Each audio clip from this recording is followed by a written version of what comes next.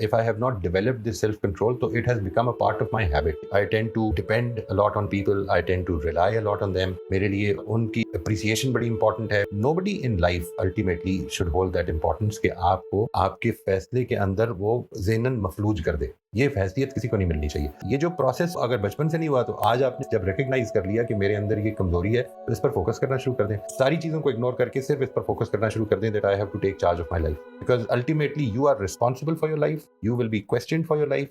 इससे अपने आप को निकालना है अब हमें. ये जो एस्पेक्ट है ना जी जो आप फरमा रही हैं कि डिपेंडेंस, रिलायंस और emotional dependence. If you are emotionally dependent somebody he is bound to exploit you whenever it suits him और हर. इस चीज से निकलना है हमें और उस चीज से निकलने की कुछ कॉस्ट हैं. जाहिर है कि एक पूरे का पूरा टाइम, एक पूरी लाइफ टाइम गुजर चुकी है लोगों की आपके साथ इंटरेक्ट करते हुए. तो आज जिस वक्त आप इससे निकलने की कोशिश करेंगे तो they won't feel very comfortable. आपको कैसा लगेगा कि अगर आपको लगे कि आपका मुलाजिम जो है आपके कंट्रोल से निकल गया. ये चीज अच्छी नहीं लगती किसी को भी. जिधर कंट्रोल होता है, आदत होती है कंट्रोल की, we don't want to lose control. वो अच्छा नहीं लगेगा. People will criticise you. You have become very apathetic. आपको परवाह नहीं होती लोगों की. But you have to take control. जिधर परवाह करने की है उधर करें, उधर आगे बढ़कर उनकी मदद करें. लेकिन don't let them emotionally exploit you. This can not happen overnight. You will have to start working on it. This can not happen listening to lectures. This can not happen doing things again and again which have not worked. You will have to start something new. आपको उस routine को change करना पड़ेगा कि जिस routine के नतीजे में आज इधर पहुंचे हैं